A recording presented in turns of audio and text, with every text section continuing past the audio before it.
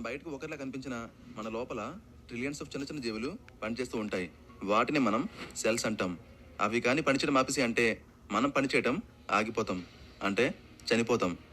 సింపుల్గా చెప్పాలంటే మనం ఒక ఇల్లు కట్టాలంటే మనకేం కావాలి? ఇటుకలు కావాలి కదా. ఒక దాని మీద ఒకటి బ్రిక్స్ని సెటప్ చేస్తే ఒక వాల్ అవుతుంది. ఆ వాల్స్తోనే ఇల్లు తయారవుతుంది. సేమ్ లాజిక్ మన బాడీకి కూడా అప్లై అవుతుంది.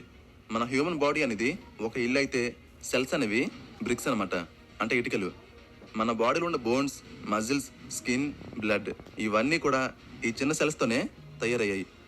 అయితే మన సెల్స్కి ప్రాణం ఉంటుంది. అవును, సెల్కి న్యూట్రియంట్స్ కావాలి, అలాగే సెల్స్కి ఆక్సిజన్ కావాలి, అలాగే ఒక సెల్ మరొక సెల్ని క్రియేట్ చేస్తుంది. సో సెల్ అంటే జస్ట్ ఒక బిల్డింగ్ బ్లాక్ మాత్రమే కాదు, అది ఒక టినీ లివింగ్ రోబోట్ లాంటిది. మన బాడీలో ఉండే సెల్స్ దానంతటవే బ్రతకగలవు, అలాగే పనిచేయగలవు. మన హ్యూమన్ సెల్ అనేది ఒక నానో ఫ్యాక్టరీ లాంటిది. ఈరోజు మనం ఆ ఫ్యాక్టరీ లోపలికి టూర్కి వెళ్తున్నాం. అసలు లోపల బాస్ ఎవరు, పవర్ ఎక్కడి నుండి వస్తుంది, వేస్ట్ని ఎవరు క్లీన్ చేస్తారు, ఇవన్నీ తెలుసుకుందాం. వెళ్దాం పదండి. ఫస్ట్, మన ఫ్యాక్టరీకి main entrance cell membrane. Cell చుట్టూ కవచంలో ఉండే సన్ అనే పొర ఉంటుంది, దాన్నే మనం సెల్ మెంబ్రేన్ అంటాం. ఇది ఫ్యాక్టరీకి కాంపౌండ్ వాల్ లాంటిది, లేదా సెక్యూరిటీ గేట్ లాంటిది. దీని పని ఏంటంటే ప్రొటెక్షన్.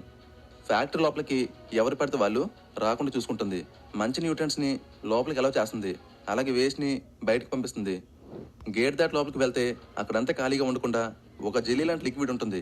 మీరు ఈ అగ్ని చూస్తే దాంట్లో లిక్విడ్లా ఉంటుంది కదా, అలాంటి లిక్విడే మన సెల్స్లో ఉంటాయి. దాన్నే మనం సైటోప్లాస్మా అంటాం. దీంట్లోనే వర్కర్స్ అందరూ పనిచేస్తూ ఉంటారు. ఆ వర్కర్స్ని మనం ఆర్గనల్స్ అంటాం. ఇవన్నీ కూడా ఈ లిక్విడ్లో తేలుతూ ఉంటాయి. ఇప్పుడు మన ఫ్యాక్టరీలో మోస్ట్ ఇంపార్టెంట్ ప్లేస్కి వచ్చాం, అదే న్యూక్లియస్. ఇది మన ఫ్యాక్టరీకి CEO క్యాబిన్ లాంటిది.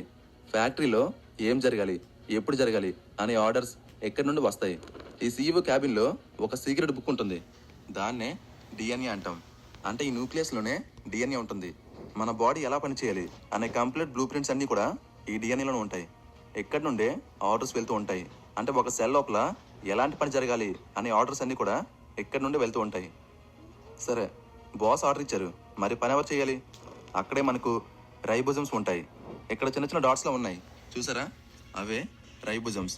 వాళ్ళే మన ఫ్యాక్టరీలో వర్కర్స్ అనమాట. వీళ్ళ మెయిన్ పని ఏంటంటే ప్రోటీన్స్ని తయారు చేయడం. మన బాడీకి ప్రోటీన్స్ చాలా అవసరం. ఆ ప్రోటీన్స్ని బిల్డ్ చేసేది ఈ రైబోజమ్సే. ఓకే, ప్రోటీన్స్ తయారయ్యాయి. మరి తయారైన ప్రోటీన్ ఒక దగ్గర ఉంటే సరిపోదు కదా, ఫ్యాక్టరీ మొత్తం తిరగాలి. అందుకే దానికోసం ఎండోప్లాస్మిక్ రెటిక్యులం ఉంటుంది. రైబోజమ్స్ వీటిపైన ఉంటాయి. దీన్ని ఎలా గుర్తుపట్టాలంటే ఇది న్యూక్లియస్ని ఆనుకుంటూ ఉంటూ ఒక రకమైన షేప్లో ఉంటుంది. దాన్ని మనం ఎండోప్లాస్మిక్ రెటిక్యులం అంటాం. ఇది ఒక బెల్ట్ కన్వేయర్ లాంటిది. ప్రోటీన్స్ని ఒక చోట నుండి మరొక చోటికి ట్రాన్స్ఫర్ చేస్తూ ఉంటుంది. సరే, ప్రోటీన్ రెడీ అయింది, ట్రాన్స్పోర్ట్ అయింది. నెక్స్ట్ ఏంటి? ప్యాకింగ్. అక్కడే ఎంట్రీ ఇస్తుంది గోల్జీ బాడీ. ఇది మన ఫ్యాక్టరీలో అమెజాన్ ప్యాకింగ్ డిపార్ట్మెంట్ లాంటిది. ప్రోటీన్స్ని నీట్గా ప్యాక్ చేసి, అంటే లాంగ్గా ఉన్న వాటిని ఒక షేప్లోకి తెచ్చి లేబుల్స్ అంటిస్తుంది. లేబుల్స్ అంటే అది ఎక్కడికి వెళ్ళాలి అనే ఇన్ఫర్మేషన్ ఇస్తుంది. ఆ ఇన్ఫర్మేషన్తో ఆ ప్రోటీన్ బయటకు వచ్చి దాని పని చేస్తూ ఉంటుంది. ఈ గోల్జీ లేకుండా ఏ ప్రోటీన్ కూడా బయటికి రాదు. సరే, మరి ఇవన్నీ పనిచేయాలంటే వీటికి పవర్ కావాలి. మరి ఆ పవర్ ఎక్కడి నుండి వస్తుంది? అదే మైటోకాండ్రియా. దీన్నే సెల్లో ఉండే పవర్ హౌస్ అంటారు. మైటోకాండ్రియా లేకపోతే ఫ్యాక్టరీ షట్ డౌన్ అయిపోద్ది, అంటే సెల్ అనేది పని చేయదు. మరి ఫ్యాక్టరీ పనిచేస్తున్నప్పుడు వేస్ట్ కూడా వస్తుంది కదా, మరి ఆ వేస్ట్ని ఎవరు క్లీన్ చేస్తారు? లైజోజోమ్స్. వీళ్ళు మన ఫ్యాక్టరీకి స్వీపర్స్ అనమాట, అంటే క్లీన్ చేసేవాళ్ళు. సెల్లో ఉండే వేస్ట్ని, పనిచేయని పార్ట్స్ని ఇవి డైజెస్ట్ చేసుకొని క్లీన్గా ఉంచుతాయి. వీటి వల్ల మన సెల్స్ అనేవి క్లీన్గా ఉంటాయి. సరే, మరి ఫ్యాక్టరీ ఎక్స్పెండ్ అవ్వాలన్నా లేకపోతే కొత్త బ్రాంచ్ పెట్టాలన్నా ఒక స్పెషల్ టీం కావాలి కదా, వాళ్ళే సెంట్రియోల్స్. వీళ్ళు నార్మల్ టైంలో పెద్దగా ఏం చేయరు, కానీ ఎప్పుడైతే సెల్ డివైడ్ అవ్వాలో అప్పుడు వీళ్ళు యాక్టివ్ అయ్యి క్రోమోజోమ్స్ని సెపరేట్ చేస్తారు.